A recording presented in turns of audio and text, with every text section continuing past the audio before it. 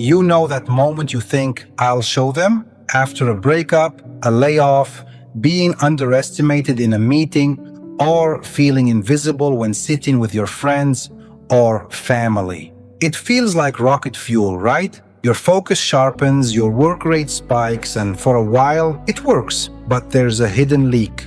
That same fuel quietly starts deciding what you chase, how you measure yourself, even who you become. Especially if you're ambitious, your best ideas and your real direction get bent around proving a point. In this video, we'll map the 5-stage arc, expose the hidden costs, and walk through a simple reset back to your own standards, so you can shift your attention toward what actually matters and build the life you really want. I'm Ala, 33 years old, a marketer and a solo builder who spent over a decade learning the hard way. This channel is where I share the truth behind business and life. Everything is going to be raw and free. I'm learning this craft of making videos as I go, so if something resonates or could be improved, I would love to hear your feedback. Now let's get to it. Let's start with this. I'll show them isn't good or bad. It's just a specific kind of energy. It comes with mechanics. When you don't see those mechanics, they quietly run your decisions in the background. Stage 1 is what I'll call the invisible stage. You're working hard, maybe harder than people around you, but you don't feel seen. Someone else gets the credit, the role, the client. A story starts forming in your head. They don't notice me. They're overlooking me. If that story goes unchallenged, you stop asking, how do I create more value? And instead start chasing, how do I get noticed? Your effort shifts from depth to visibility. Then you slide into the fake enemy stage. Instead of specific feedback or specific people, you build this blurry they. They don't believe in me. They think I can't do it. That faceless group becomes the villain in your internal movie. The upside? You get a sharp spike of energy. You stay up late, maybe just watching motivational reels on Instagram or TikTok. You grind, you take bold moves. On the other hand, your decisions get shallow. You choose what looks like a fast win over what actually fits you. And when you hit those wins, there's this weird emptiness because your enemy was never real in the first place. Next is the proof stage. This is where metrics become your oxygen. Titles, followers, likes, revenue screenshots, the shiny logo on your LinkedIn profile. You refresh, compare, obsess. Every tiny bump gives you dopamine. Every dip makes you feel behind. You tell yourself it's just ambition, but deep down, you never quite feel enough, no matter how good you look on paper. Then comes the crash, the mirror stage. You're not fully burned out, but you're tired in a deeper way, restless. You notice you're performing, not building. You're curating an image instead of practicing a craft. And here's the hardest moment. When you really look around, you realize there's no audience watching, no enemy, just you, your work, and your own standard. But if you stay with that discomfort instead of numbing it, you enter the no need to prove stage. You still work hard, but your target shifts. You care about standards over spectacle. You measure depth, quality, usefulness, not applause. You feel a quiet kind of pride even when nobody reacts. And that is the energy that actually lasts. Now I want you to ask yourself this. If no one ever sees this, is it still worth doing? Now that you can see the stages, let's talk about the bill. Because proof energy isn't free. It's actually pretty expensive, and the cost usually lands in the parts of your life you care about most. First, there's the burnout tax. Proof energy runs on adrenaline. You sprint, you crush deadlines, You say yes to anything that might make you look good. Then you crash. In those cycles, creativity drops. Under pressure to show them, you default to the old, safe moves you already know will work, instead of experimenting with better ones. You look productive, but your actual growth slows down. Then comes misaligned projects.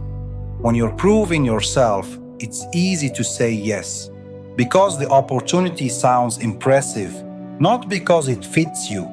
You join the big-name company that drains you. You launch a product because everyone in your niche did. Or you just want to do what everyone is doing just to fit in. On the outside, it looks successful. On the inside, you're counting down until you can escape. Next, ROI erosion. Proof energy steers you toward vanity metrics, how it looks, not what it returns. You polish a case study to impress LinkedIn instead of fixing the system that would double your actual results. You spend hours arguing online just to win a point, instead of using that same energy to build things that compound. The real cost isn't just what you did, it's what you didn't build while you were staging proof. Then there's toxic dynamics. If you need doubters to stay motivated, you quietly start depending on conflict. You scan for people who don't believe in you just so you can get fired up again. That makes your confidence fragile. In teams, this turns into friction. Competing to look right, hoarding information, subtle flexing instead of collaborating. Finally, stalled learning. When you're proving, feedback feels like a threat. You defend, you justify, you avoid beginner mode, because being seen as a beginner clashes with the identity you're performing. So your effort goes up, but your learning curve flattens. You work more hours, with less progress to show for it. Now take a moment and scan your own world. Where are you exhausted in a way that doesn't make sense? What are you doing mostly because it looks impressive? What are you avoiding because it might expose that you are still learning? If those questions land, you don't need more enemies. You need a cleaner engine. So, what's the alternative? You don't need to kill ambition. You need a cleaner engine. Think of it as switching from revenge fuel to respect fuel. From I'll show them to I'll build this properly. The key shift is this: self-respect over revenge, standards over spectacle. Your real opponent isn't your ex-boss, doubters, or haters. Your opponent is yesterday's standard. The trap most high performers fall into is letting imagined critics secretly define the bar. But they don't control your standard. You do. So, you might want to open your rusty notebook and write down your own mindset shift plan. Let's make that real with a simple 7-day reset. Step 1. Personal standard. This is a scorecard you control. No likes, no titles, no outside reactions. Just inputs, effort, integrity, and learning. It might sound like 1 hour of deep work, no multitasking, one skill improved by 1%. One honest check-in you can ask yourself is, did I cut corners? If someone ignores you all week, you can still win on this standard. That's the point. Step 2, outcome clarity. Pick one clear outcome in one area. Not 10 goals, just one. Please use a simple OKR style. Outcome, ship version 1 of my portfolio. Key results, 10 case studies drafted, 3 refined, 1 sent for feedback. Constraint, no redesigning the logo. Focus on who this outcome helps and how their life changes because of it. That anchors you in value, not optics. Step 3, craft blocks. Protect small windows of deep work where you practice your craft without performance. Cut off potential distraction right away. That means turn the notifications off and put your phone away. Pick one metric: pages written, problems solved, mock-ups completed. During that time, you're not proving. you're training silent reps, and yeah, nobody needs to know. Step 4. Feedback loops. Instead of waiting for vague praise or criticism, ask for specific critique. What feels unclear? Where would you stop reading? Run pre-mortems. If this fails, why would it fail?